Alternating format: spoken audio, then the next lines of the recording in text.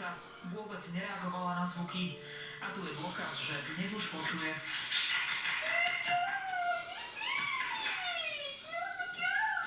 Keď som videla, že sa otočila za tlieskaním, bola som ohromená. Neverila som, že to naozaj zabralo.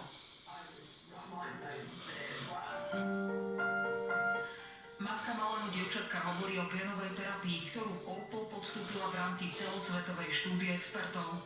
Tí vychádzali z vedomostí, že dievčatko má podobne ako staršia sestra chybný gén, kvôli ktorému sa impulzy z vnútorného ucha neprenášajú do mozgu. Unikátnou génovou terapiou liečili Opel tak, že jej počas operácie implementovali funkčnú kópiu chybného génu. Táto operácia je veľmi podobná tej, pri ktorej sa vkladá ušný implantát. Vyvrtá sa diera do kosti za uchom a zavedie sa do nej katéter. Cezeň sme aplikovali veľmi malé množstvo génovej terapie.